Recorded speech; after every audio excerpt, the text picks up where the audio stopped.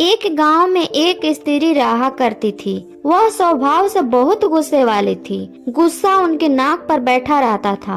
छोटी छोटी बात पर वह ठुनुक जाती और लोगों को भला बुरा कह देती थी। आस पड़ोस में रहने वाले लोग उससे परेशान थे और उससे बात करने से घबराते थे। उसका गुस्सा घर पर कलह का कारण बन चुका था।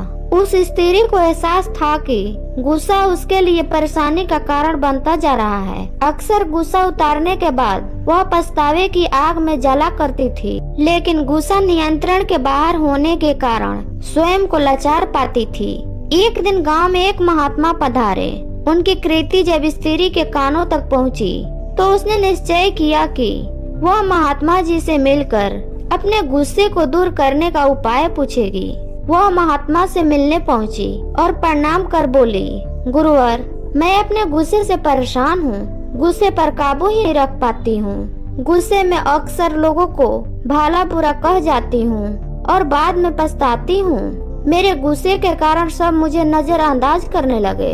इससे मैं बहुत दुखी भी हूँ। मुझे कोई ऐसी दावा दीजिए कि मैं गुस्सा करना छोड़ दूँ। महात्मा ने उसे एक शीशी दी और बोले, पुत्री, इस शीशी में क्रोध दूर करने की दावा है।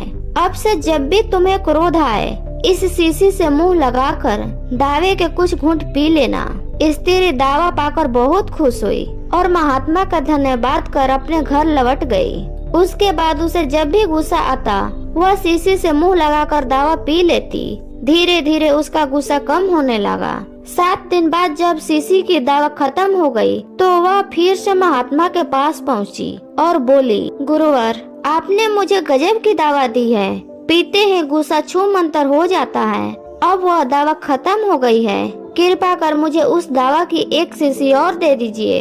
महात्मा मुस्कुराते हुए बोले, पुत्री, तुम्हें जानकर आश्चर्य होगा कि उस शीशी में कोई दावा नहीं थी। उसमें सादा पानी भरा हुआ था। क्रोध आने पर जब भी तुम उस शीशी से पानी पीती थी, तो शीशी मुंह में होने के कारण तुम कुछ बोल नहीं पाती थी। अतः क्रोध दूर करने का बस एक ही उपाय है, अपना मुंह बंद कर लेना।